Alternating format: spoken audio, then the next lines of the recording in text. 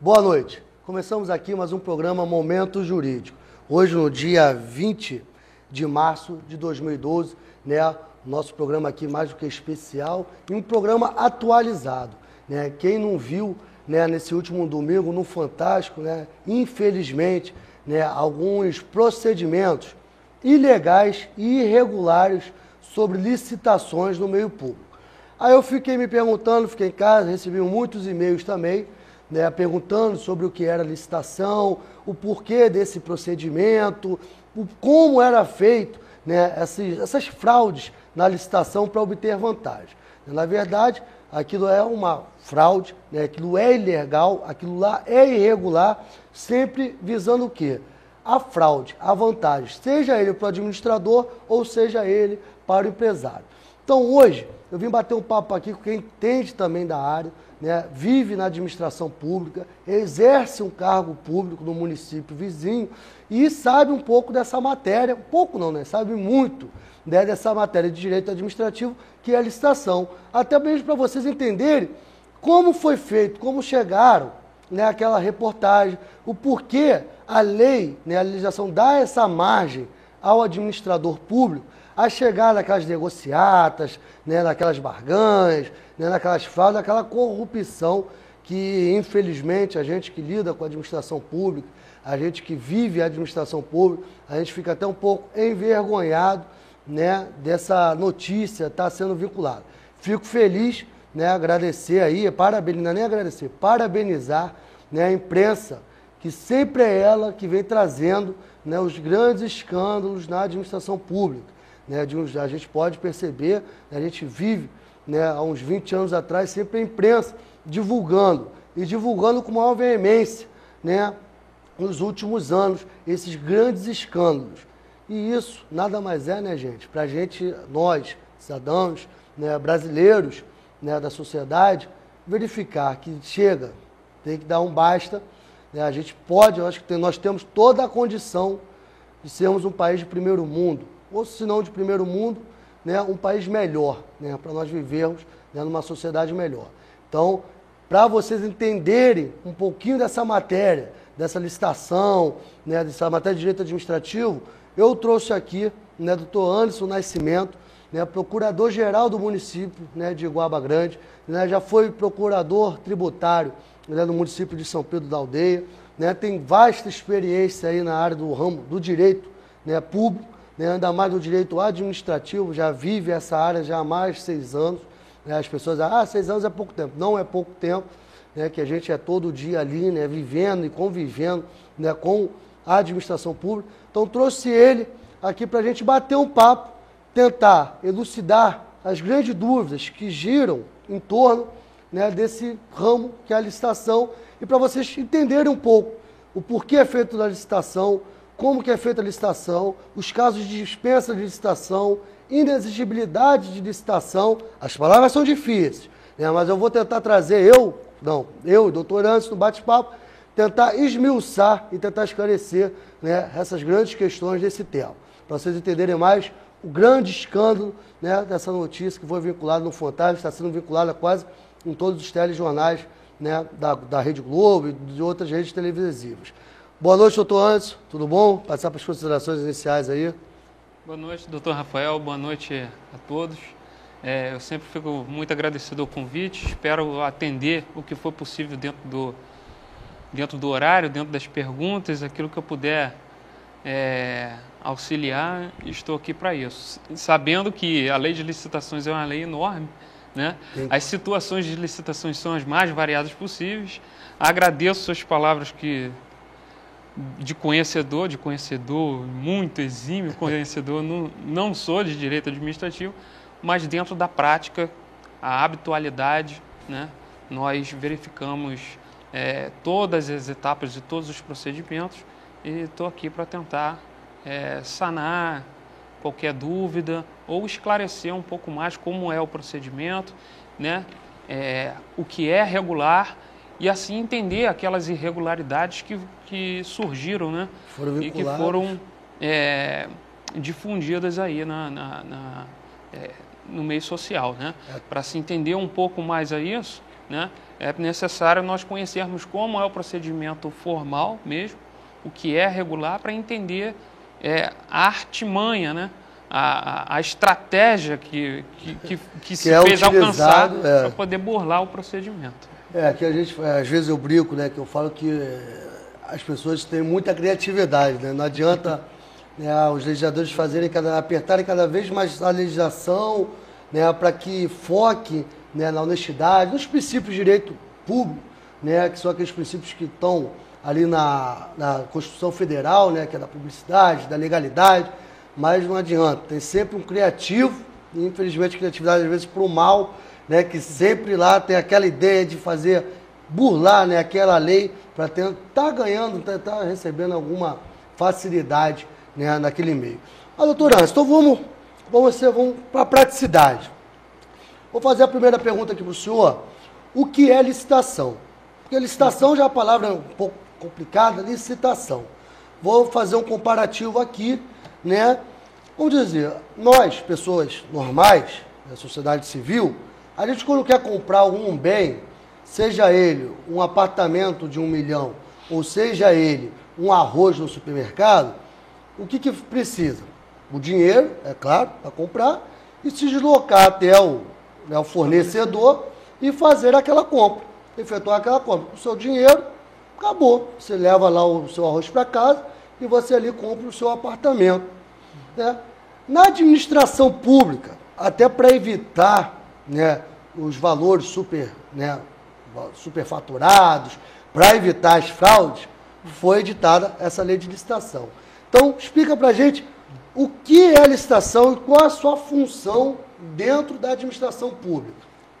Bem, então, como você bem disse, né, simplesmente o poder público, a administração pública, direta ou indireta, né, formada por todas as suas esferas, né, seja o município, a União, o Estado, fundação pública, sociedade de economia mista, né, as empresas públicas, né, eles possuem um procedimento para que haja uma prestação de serviço, né, ou compra de material, ou locação, ou seja, qualquer contrato, né, construção ou serviço que deve ser executado, né, pela administração pública, em sentido geral, deve passar por um procedimento para que todos tenham a oportunidade de contratar com aquele ente público e assim executar aquele serviço ou prestar aquele serviço.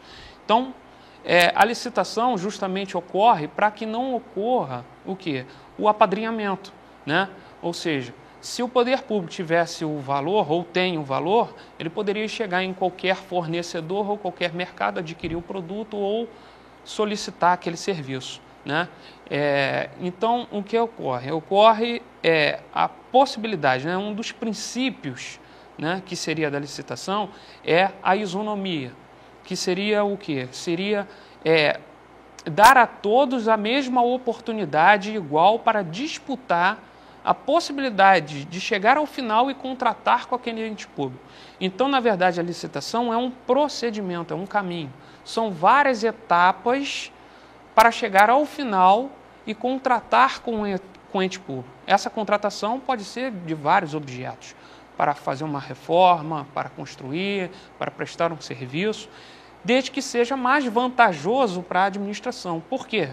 Porque o interesse é sempre público, o interesse é coletivo. Então, não existe um interesse privado, ele fica afastado, né?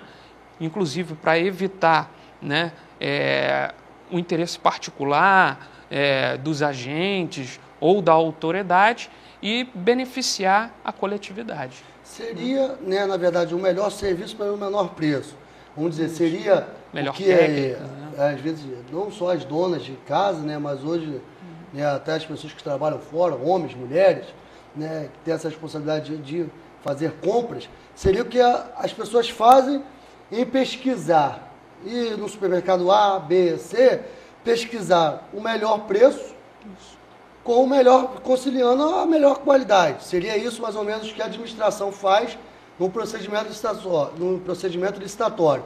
Conciliar o melhor preço, né, com a melhor qualidade, assim, e pesquisando. Isso que, né, vamos dizer, a dona de casa, ou as pessoas comuns, vou falar só em dona de casa, as pessoas comuns fazem, né, vai ao supermercado A, B, C, D, E, vai em diversos supermercados para adquirir, né, às vezes o bem mais barato, conciliando esse trabalho todo. A administração pública também tem através da licitação, seria isso? A grosso modo seria isso, claro, com muito mais etapas, né, mais garantias, burocracia, com direitos, né, possibilidade de revisões daqueles atos, prazos a serem cumpridos, mas a grosso modo é basicamente isso, ou seja, é um planejamento. Se eu vou contratar com alguém, eu tenho que saber o histórico de quem eu vou contratar, se a empresa está capacitada para fornecer aquele produto, né? Então eu vou necessitar dela, né, uma série de documentos, exigir se ela não tem, é como se fosse uma vida pregressa também, se ela está bem vista no mercado, se ela não tem outras irregularidades.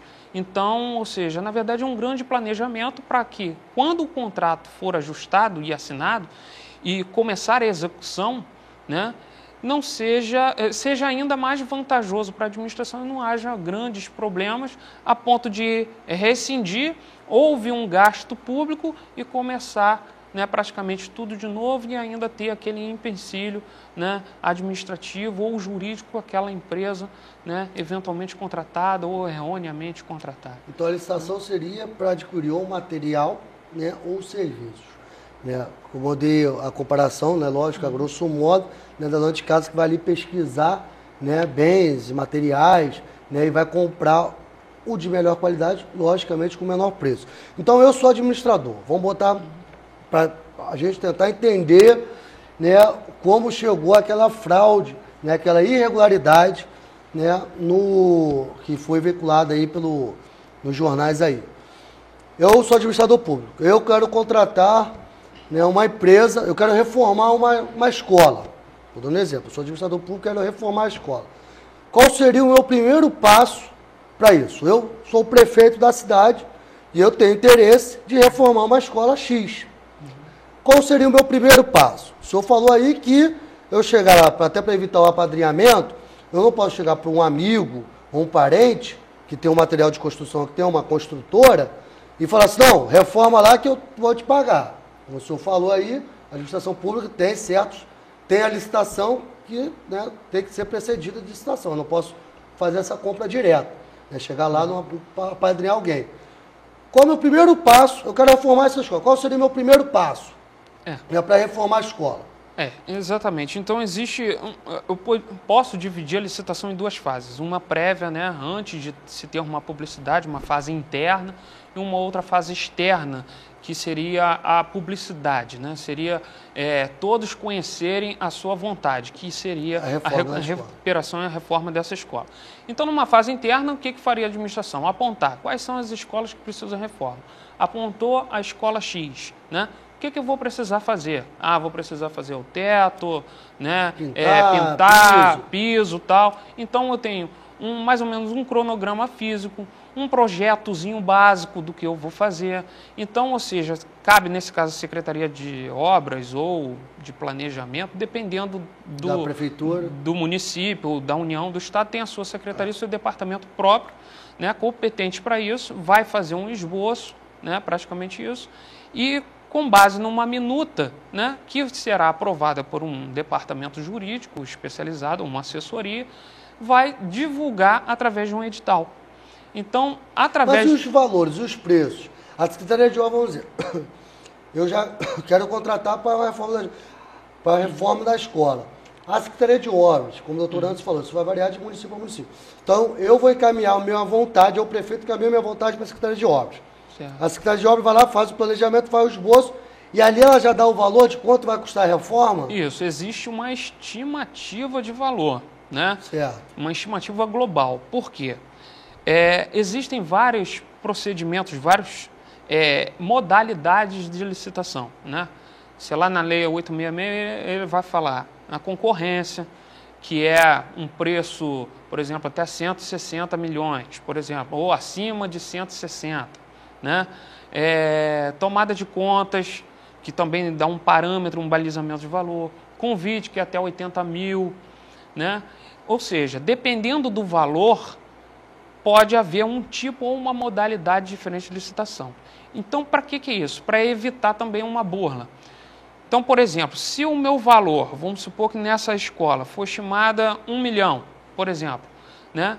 Então, o que poderia acontecer? Uma forma de fraudar é dividir, abrir como se fossem 3, 4 licitações, cada um com valor de 20 mil, 30 mil, e fazer por uma forma de convite, que seria um procedimento menos burocrático. Que no caso do convite, você encaminha no mínimo 3 cartas convite, né, para interessados que vão oferecer em envelope, né, as suas propostas.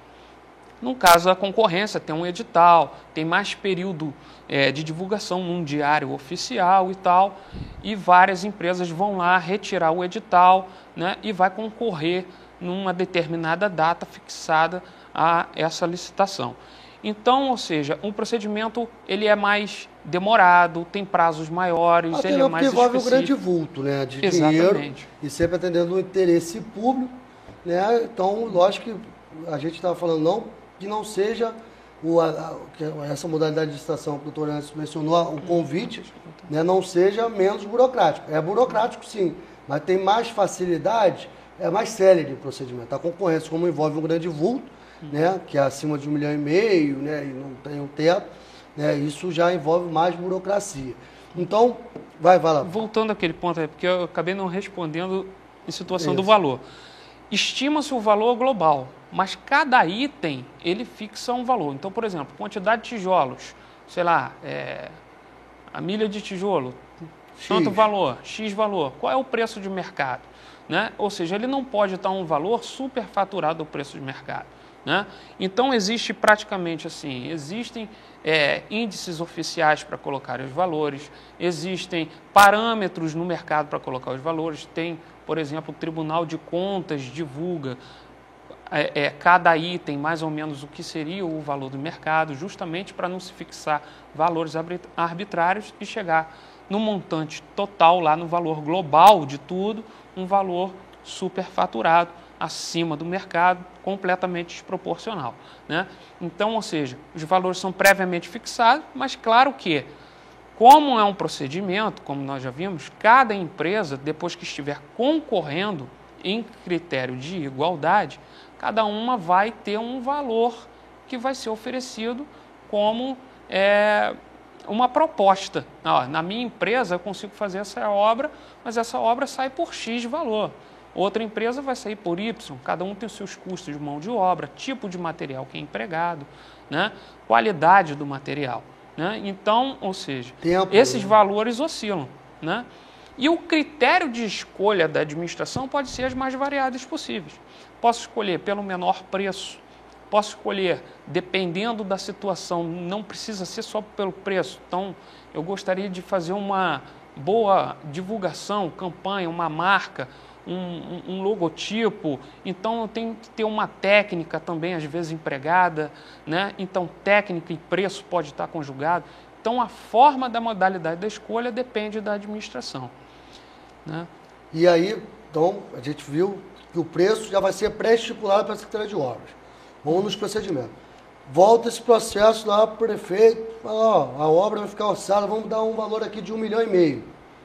A obra da reforma da escola vai ficar 1,5 milhão. Para a gente chegar ao ponto, né, eu estou fazendo esse procedimento para a gente chegar ao ponto aonde se é burlada, né, se é fraudada a licitação como foi vista pelo Fantástico. 1,5 milhão. O próximo procedimento seria o quê? Publicar um edital, e esse edital, lógico, publicar, tornar-se ele público, até a nível nacional, dependendo da obra, dependendo dos valores, a nível nacional, para que a empresa lá do Rio Grande do Sul, ou lá do Amazonas, né, quisesse participar dessa licitação, viesse participar dessa licitação. Se elas têm um menor preço e capacidade técnica de realizar aquele serviço, nada as impede. Então, foi criada para isso. A licitação, né, doutor Anderson? Foi criada para fazer esse tipo de concorrência. O próximo procedimento seria esse, publicar esse edital, reforma da escola no município Y, né, vai custar R$1,5 milhão para atrair novas empresas? Isso, aí lá no edital vai ter as especificações, né? Certo. A forma, o prazo, até quando vai ser entregue a obra. Então, a empresa tem que estar capacitada, né, para poder executar aquele serviço, né? Então, existem as condições mínimas de capacitação daquela empresa. Aí eu quero uma empresa com porte X, porte Y, né? Lembrando-se, inclusive, que microempresa, empresas de pequeno porte, não são vedados também a participação, ele pode participar, existe até um procedimento um pouco privilegiado, porque tem que se privilegiar a microempresa e a empresa de pequeno porte, mas todas essas situações são relevantes no edital, né? Maravilha. Então, aí que chegou nesse ponto, que chegou, né, a questão da fraude na licitação. Né? E eu queria chegar nesse ponto, nesse primeiro bloco, para agora no segundo bloco a gente ter mais ciência e ficar mais atento. O porquê é fraudada a licitação, porque eu acho que não tem motivo. Né? Lógico que tem motivo para ganhar uma vantagem, né? Seja ela em pecúnia, né? Seja ela qualquer outra. Né? O porquê e aonde é fraudada a licitação. Então, após os comerciais, gente, nós vamos entender, né, qual é o ponto aonde, né, aquelas pessoas, aqueles donos de empresa, né, fraudaram a licitação. Nós vamos para o breve comercial, mas daqui a pouco a gente volta.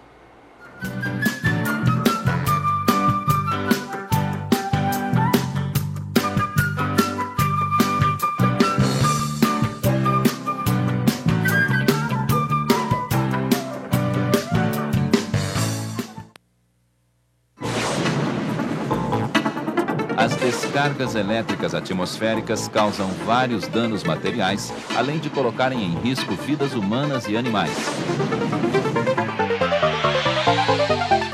Com a evolução dos equipamentos eletrônicos, tornou-se necessária a proteção das instalações contra os surtos de tensão provocados pelas faíscas que vêm naturalmente pelas redes elétricas, telefônicas e antenas. Para fazer a proteção correta, é necessário começar do aterramento no início da construção. Através do conhecimento do mecanismo das descargas elétricas atmosféricas, foi possível criar proteções mais eficientes, revolucionando os conceitos existentes. Modernas técnicas de proteção contra descargas atmosféricas evitam danos materiais, a morte de pessoas e animais.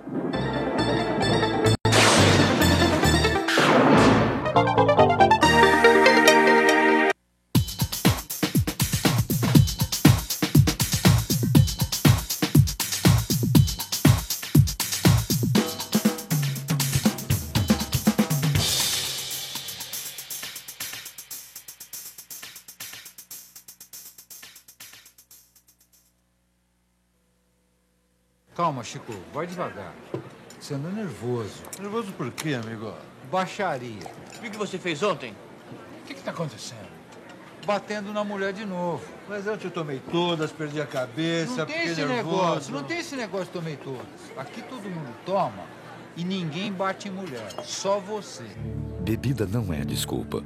Onde tem violência, perde a mulher que apanha, os filhos e você. Homem que é homem, não bate.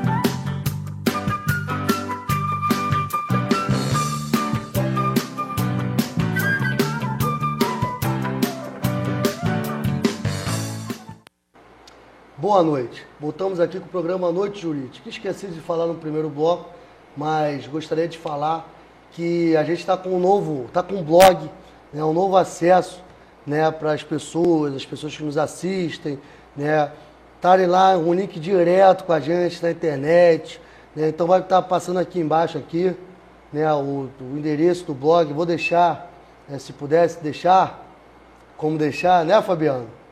né? O Fabiano ali fica dançando, fica... O Fabiano tá um dançarino danado. Vai ficar passando aqui, né, direto, né, o endereço do blog, para vocês que nos assistem, estarem entrando em contato. Vou pedir, né, aos nossos colaboradores, né, nossos parceiros, nossos amigos, colegas advogados, que aqui os entrevistam, vêm aqui com o maior prazer para estar diminuindo essas dúvidas, estar escrevendo matérias, né, colunas rapidinhas, né, sobre direito, né, para estar sendo publicado esse blog. Esse blog, a função é única e simples, né, quase mesma do que um programa, é dirimir dúvidas jurídicas para todos nós que nos assistem. Então vai ser o canal direto, né, que vocês vão ter, né, com a gente, comigo, né, com os outros advogados, nossos amigos, nossos que eu falo que são meus, também de vocês, né, que vêm aqui no programa, disponibilizam um pouco do tempo deles para vir aqui no programa, vão estar ali nesse blog respondendo, falando sobre matérias, né, falando sobre notícias, né, atuais, com essa questão da licitação que, né, apareceu domingo, né, já estarei escrevendo alguma coisa como a gente está fazendo no programa aqui, né, então vai ser um link direto, né, de vocês que nos assistem, né, com a gente aqui com o programa Noite Jurídica. Vai estar passando aqui até o final do programa, vai dar muito tempo, né, para vocês anotarem e ficarem, né, com o blog aí escrito aí para estar acessando lá o blog. Então, gente, hoje a gente está falando aqui sobre o tema polêmico, como eu falei, da licitação, desse grande escândalo, né, que foi, né, a reportagem veiculada no domingo no Fantástico, né, onde a gente vê, né, que a corrupção ainda é latente dentro dos órgãos públicos, né, então a gente está tentando dirimir essas dúvidas. Doutor Anderson, aqui a primeira parte do programa foi de explicar o que é a licitação.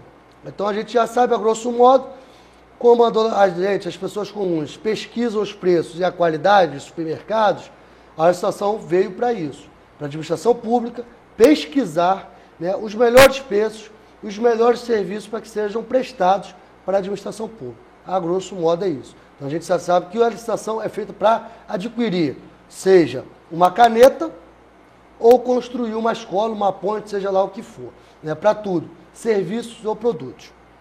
A gente foi falando dos procedimentos e chegamos, né, no tal procedimento onde houve a burla, né, onde houve a ilegalidade, né, que nós vimos, e eu acho que foi veiculado, todo o Brasil viu, né, onde foi veiculado, né, a questão da ilegalidade, da fraude à licitação.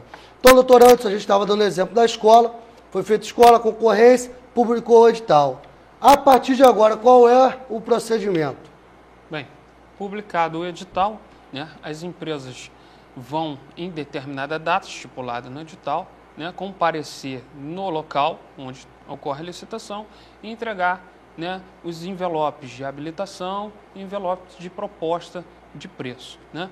Lá, se for um pregão, o pregoeiro vai conduzir, leilão, o leiloeiro vai fazer, né, o procedimento das aberturas. Primeiro, da habilitação. Se forem as empresas habilitadas, passam para a segunda fase, que é a fase da abertura das propostas. Então vamos, rapidinho, só para a gente dinamizar aqui. Então eu chego lá, eu já deixei de ser prefeito, agora eu sou empresário.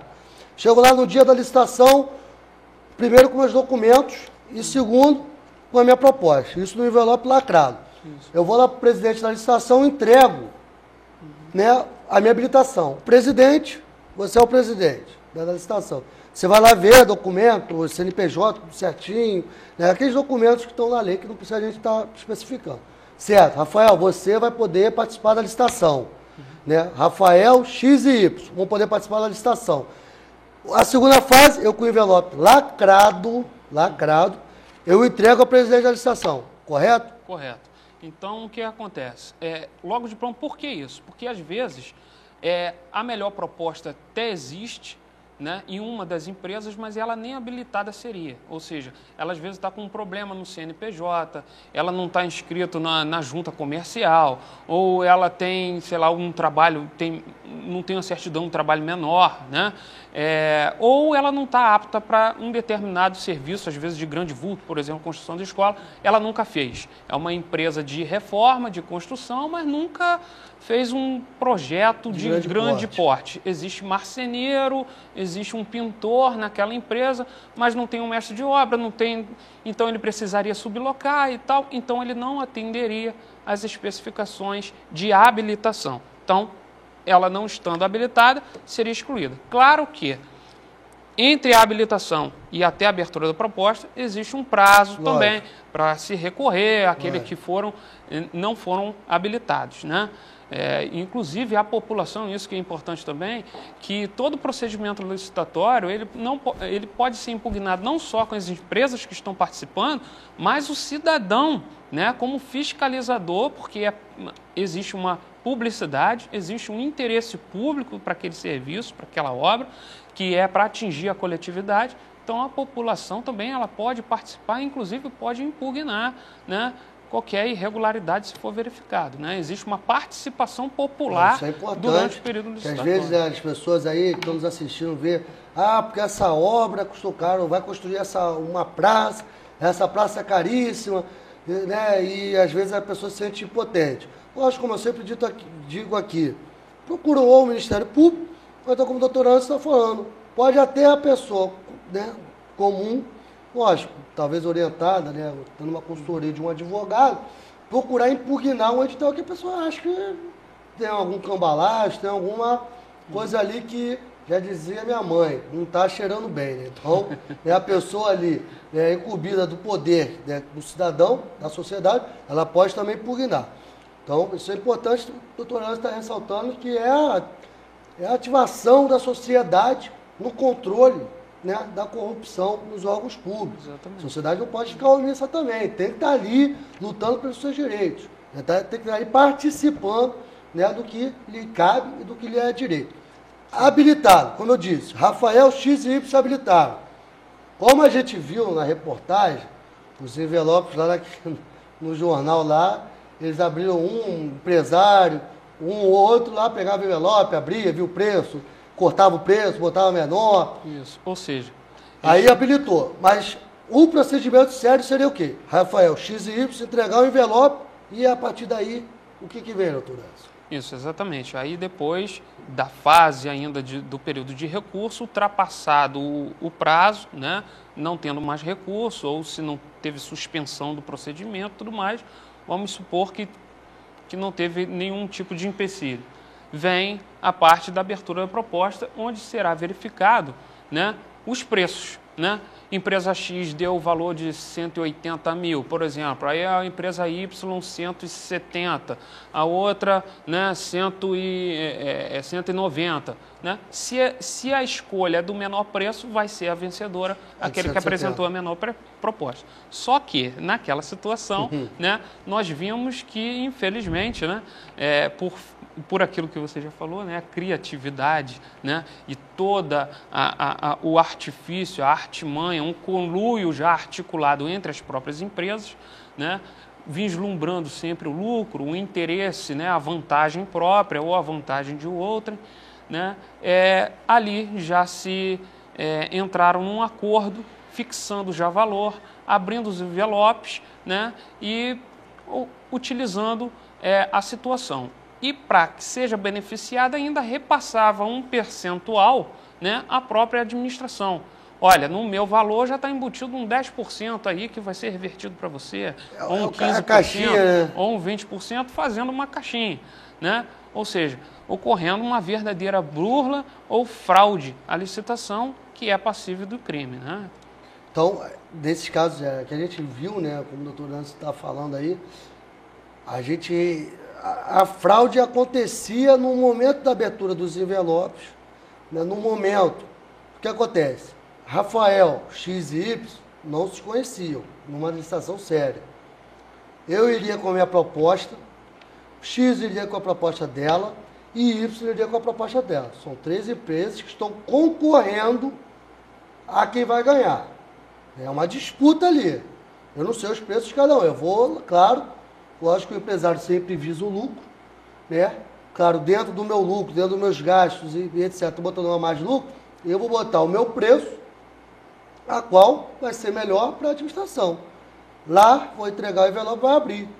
Das 3, vai escolher, claro, como o doutor Anderson, o menor preço, né, se for esse tipo de licitação. Agora, o que lá acontecia? Acontecia o seguinte, eu, Rafael, X e Y, nós éramos amigos. Então eu falava assim, ô X, bota R$1 e 1 centavo. O Y, R$1 e 2 centavos. E eu, querendo ganhar a licitação, botava R$1. Quando eu iria entregar os envelopes para o doutor Anderson, a diferença de preço era muito pequena e, claro, para favorecer quem? Rafael. É isso, doutor? Exatamente. Ou seja, na verdade, o que acontece, infelizmente, né, é uma prática, uma habitualidade, nesse caso, entre os próprios interessados, que não são servidores públicos, mas estão interessados em fornecer o serviço e obter o lucro. Então, é um acordo de cavalheiros, vamos dizer assim, entre eles, burlando a licitação. Claro que, aí você me pergunta, qual seria o interesse, então, daquele que ficou de fora? Porque se ali é uma competição, eventualmente, né, essa prática já será feita em outros municípios, em outros estados, em outras licitações. Essa vez é a vez do Rafael, na próxima vez vai ser do seu amigo empresa X e da outra vez empresa Y. E para que eles também não fiquem de fora, né, apesar que no papel quem vai ajustar o contrato seria o Rafael, vamos dizer assim para entender, ele foi o vencedor só exemplo, do seu lucro, ou seja, do seu lucro, já que teve um acordo, ali vocês transacionam, talvez 3% passa para os outros só porque auxiliou a colocar o preço menor. Não tem contrato, não tem um vínculo com a administração, mas não vai aparecer relação jurídica nenhuma, mas vai continuar recebendo toda vez que o seu empenho, né, ou o seu pagamento sair. Sério? Ou seja, na verdade é uma verdadeira corrupção, quadrilha, né, uma extensão de vários crimes que não ficam só na esfera só da licitação. Né? É igual um novelo de lã, né, que a gente vai puxando e só vai desenrolando cada vez mais. Né? Então, aí vocês me perguntam, realmente, há um crime, há um crime, há uma ilegalidade. Mas se há esse acordo de cavalheiro, pô, maravilha, se um ajuda o outro. Mas é o que eu penso, doutor Anderson, é a minha opinião pessoal. Se há, como o senhor falou, às vezes, ali os seus 10, 5, 20%, a pessoa, o presidente da licitação, ou o chefe do executivo, a quem quiser que seja, da licitação pública, o raciocínio lógico é qual?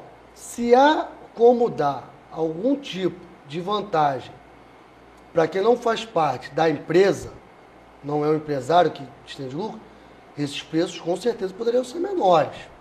Né? A gente é um raciocínio lógico, né, dessa situação.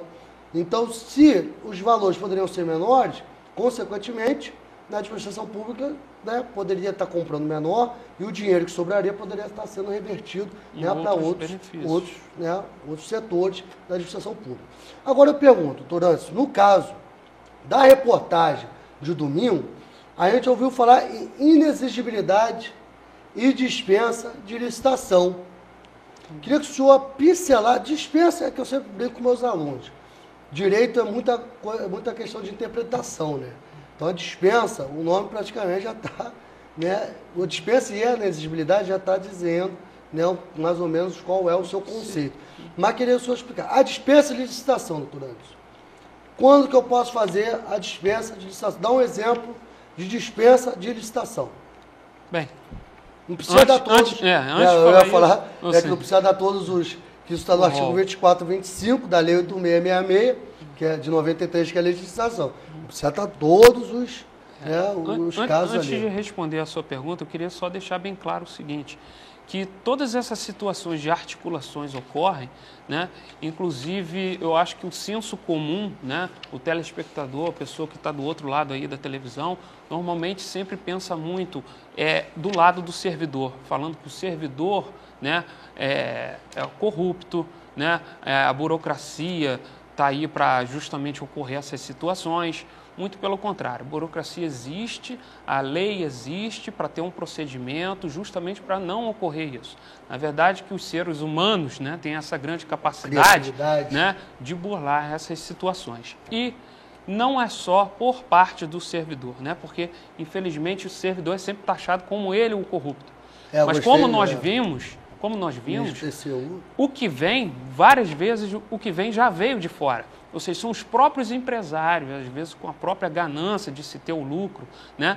E deles terem aquela máquina administrativa na mão e poder buscar vários campos dentro da administração pública, em vários municípios, em vários outros órgãos públicos, né?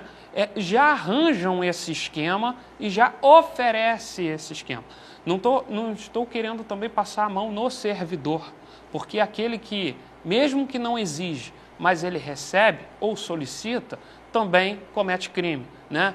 Ou vai ser corrupção passiva, ou vai ser uma concussão, né? Mas, de qualquer forma, também estaria burlando, compactuando, né? Mas é a visão, né? É a visão de que, ou seja, dentro da área pública, não é só o servidor que seria corrupto. A própria mecanismo empresarial e comercial também, o particular já proporcionou essa situação. Isso. Essa questão de dispensa e inexigibilidade, até uma palavra difícil, né, para a gente estar mensurando.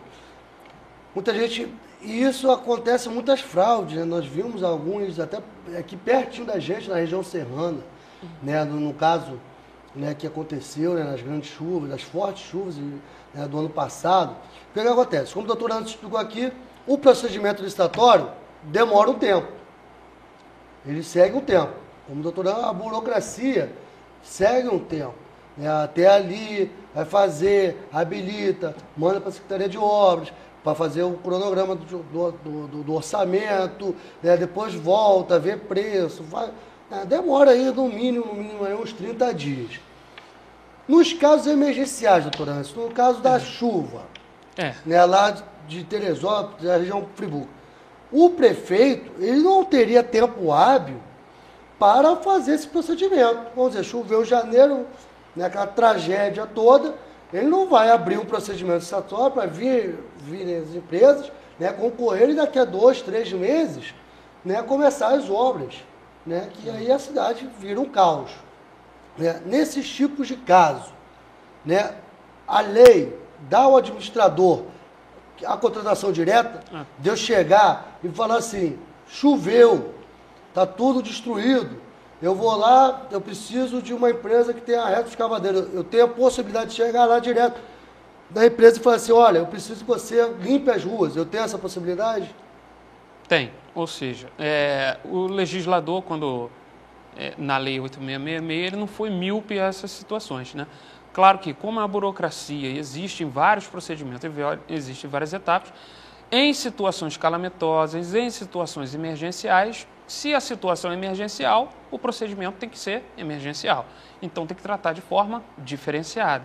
E essa forma diferenciada é a possibilidade de contratar diretamente, sendo que existem rols, né, taxativos, quando vou dispensar a licitação, e existe a inexigibilidade. A dispensa é o seguinte, olha, administrador, você até poderia fazer a licitação, mas se acontecer uma dessas hipóteses, né, e fundamentar, né, e comprovar que realmente aconteceu aquelas situações, né, emergenciais, situações diferenciais, né, você poderia até fazer licitação, mas nesse caso abre-se mão, mas você vai ter que justificar essa dispensa. Então, toda dispensa tem que vir justificada, fundamentada, expor os motivos, as razões, né, porque não está fazendo aquela licitação e submeter aos órgãos fiscalizadores, por exemplo, o Tribunal de Contas, né, que também vai ficar ali fiscalizando, ver se aquele ato administrativo ele foi legal ou não e tudo mais. No caso de inexigibilidade, como o nome já diz, é inexigível. Em ambos os casos, tanto na dispensa quanto na inexigibilidade, não haverá licitação. A diferença é que na inexigibilidade seria, mesmo que quisesse, seria impossível, não tem como fazer licitação. Então, eu vou te dar um exemplo. Show, por exemplo. Vou contratar o Roberto Carlos, por exemplo, para fazer um show de final de ano no município. Adianta eu fazer uma licitação para show? Posso fazer uma licitação para show de fim de ano. Mas não existe outro Roberto Carlos. Então, nem que eu quisesse fazer licitação, não teria como haver licitação. A não ser que, para mim, independe se for Roberto Carlos, se for ou qualquer outro artista. Posso colocar artista ou show com conjunto musical para a festa de fim de ano. Aí seria também uma outra situação. Então, mas se existe uma determinação específica, tudo bem. Agora, o grande problema que a gente viu, né, como foi noticiado e apresentado, é que o ser humano, né, tem a grande capacidade, né, de induzir a emergência. A situação emergencial não existe, mas ele faz com que aconteça, né? Então, por exemplo, medicamentos, que é uma coisa que, por exemplo, no município existe a farmácia básica para atender pelo menos os medicamentos mínimos à população carente. Decisões judiciais que você às vezes tem que entregar, né, cumprir determinados medicamentos. O que faz, por exemplo, a pessoa que está encarregada dos medicamentos?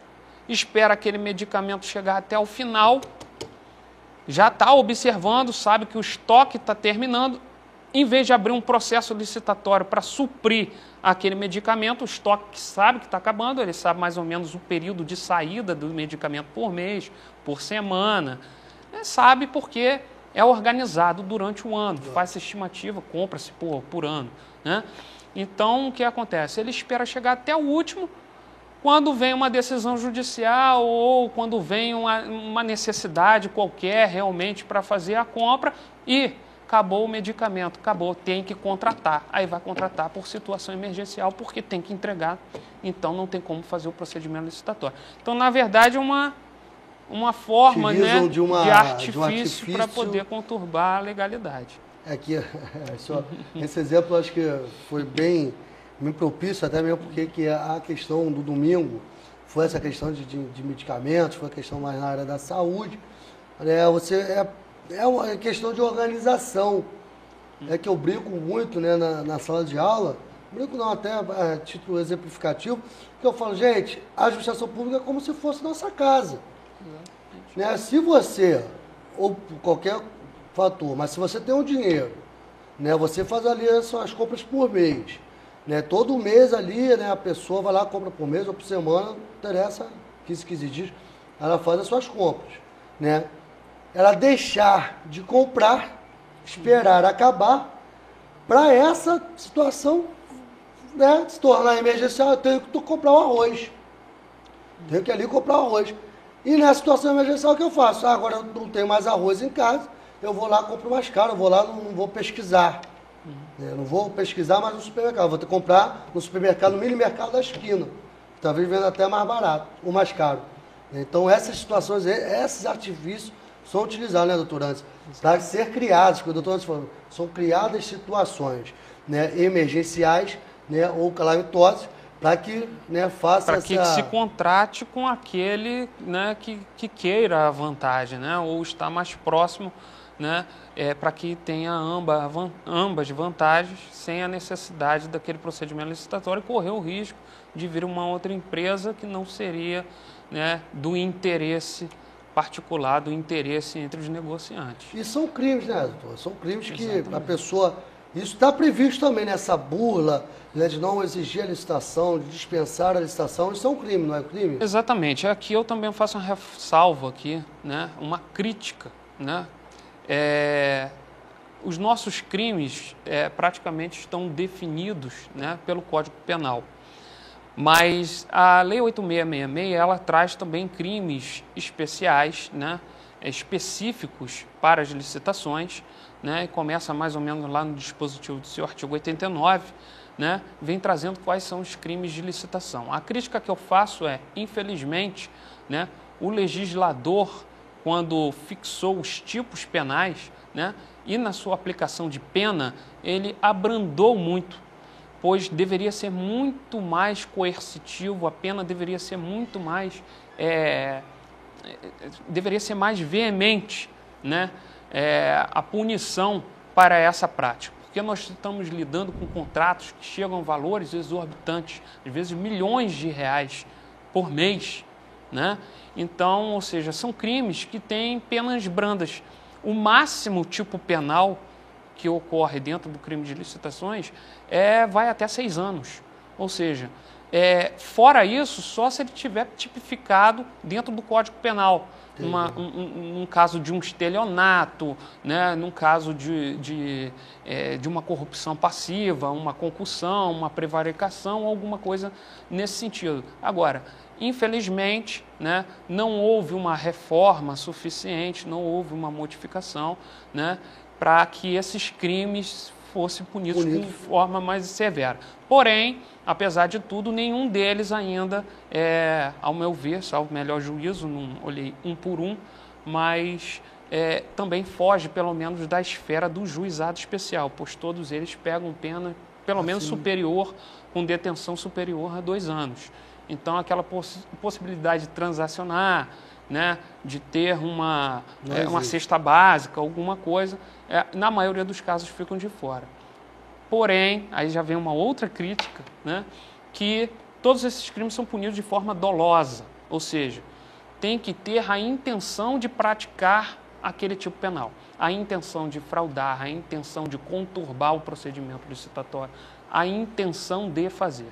Né? Dificilmente vai ser comprovado. Né? Como a conduta sendo culposa, por exemplo, um erro, houve a abertura do lacre no envelope, mas não teve a intenção de fraudar, de quebrar o sigilo. Se isso eventualmente conseguisse ser comprovado, a situação for culposa, então não haveria punição, né? É atípico. E até para provar, né, doutora, a situação dolosa e a culposa é difícil. Então, lógico, todos são inocentes, até que se prove o contrário, isso está constitucionalmente garantido. Né? Todos também têm direito à ampla defesa, o contraditório, isso também está constitucionalmente garantido.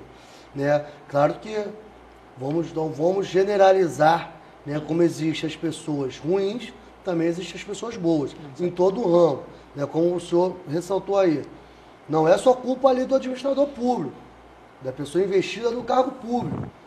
Já é talvez uma prática que nós temos que também passar a punir e passar a ver com maus olhos também um empresário que comete esse tipo de prática. Nós não podemos fechar os olhos ou virar as costas do empresário só punir o investido lá no cargo público, funcionário público.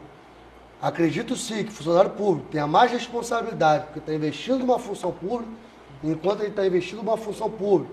Ele tem sempre que atender o interesse público, né? Ao contrário do empresário que está vendo o interesse privado, está vendo o interesse dele, dos lucros dele. Mas é uma grande discussão que tem que ser tomada, né? Acredito desse escândalo que foi, né?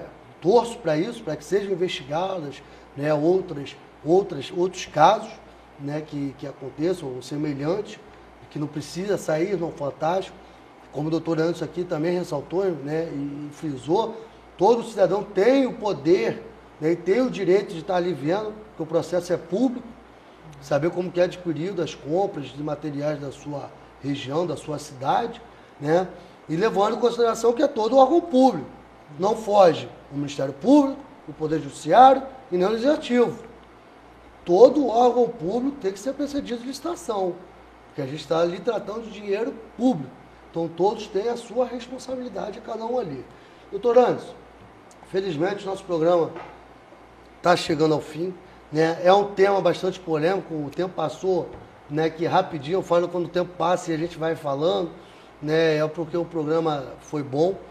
E eu queria, antes de tudo, agradecer ao senhor, mas antes de tudo pegar a opinião do senhor rapidinho sobre o que foi dito pelo diretor do hospital, onde estava sendo adquiridos alguns materiais, aonde ele comparou a fraude na licitação com um assassinato, como um homicídio, né, que ali, deixando de ter, né, medicamentos, utensílios ou materiais hospitalares, né, para atender os pacientes nos hospitais, muitos deles morreriam e morrem hoje, às vezes por falta, né, de utensílios, de materiais, de medicamentos dentro dos hospitais. Queria pegar a sua opinião do senhor rapidamente, né, para depois a gente ir para as considerações finais. O que o senhor acha? Sua opinião pessoal. Tira o Anderson advogado, tira o Anderson procurador e vamos o Anderson cidadão. Exatamente, é uma situação vexatória, né? Essa prática, esse tipo de conduta, isso não significaria, né, uma conduta, sobretudo, não é uma conduta humana, né? Na verdade, quando se retira ou se obtém um lucro, né, principalmente nesse tipo de situação, que é a situação calamitosa, nós já temos uma situação tenebrosa na área da saúde em todo o país, né? Deixar um medicamento, deixar de fazer uma cirurgia, deixar de ter um dinheiro que poderia estar salvando uma vida, né? Ou várias vidas, porque obteve-se canetas, né, a preço de 2, né? Ou por qualquer outro motivo. Ou seja, quando ocorre essa situação, significa que o ser humano está deixando seus valores, né? Está pensando somente em si mesmo e esquece os outros, né? O que na verdade deveria ser extremamente contrário, né? Dividir para poder multiplicar, né? E na verdade o pensamento só em si, né, acaba que prejudica talvez ele mesmo, porque numa situação às vezes emergencial, né, um pronto-socorro, né, a primeira vez que a ambulância chega lá, em primeiro local que ele vai levar é o hospital público, talvez mais próximo. E ele mesmo que participou e fez esse tipo de esquema, dessa artimanha, pode ser vítima da sua própria conduta.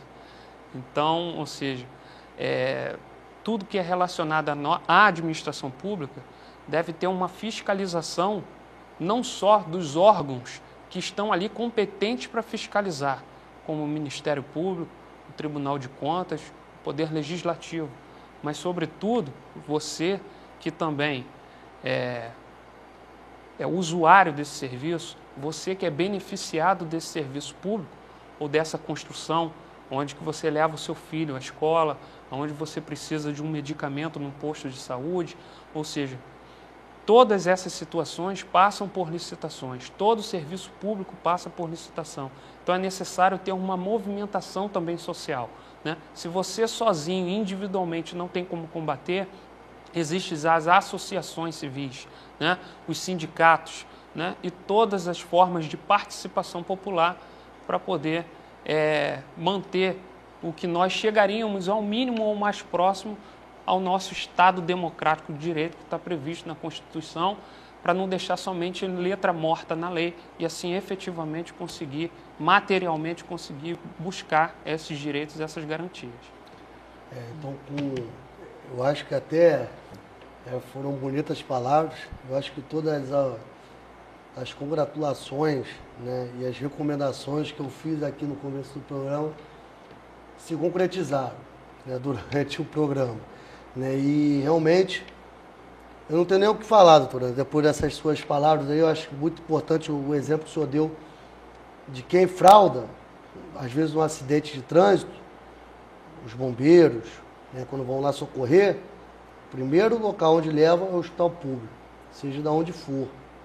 E às vezes o que você fraudou vai fazer falta ali quando você for atendido. Achei o exemplo excelente. E até, né, a consciência social das pessoas que levam, têm seus filhos e servem-se dos serviços públicos que são licitados, ficar mais com o poder fiscalizatório. Eu apenas estou ratificando, né, e repetindo até o que o senhor falou aí. Gente, é com esse intuito que o programa Noite Jurídica tem, né, de estar sempre dirimindo essas dúvidas, tentando explicar tais situações. E tentando, né, não tentando, mas fazendo a sua função social, né, aqui social.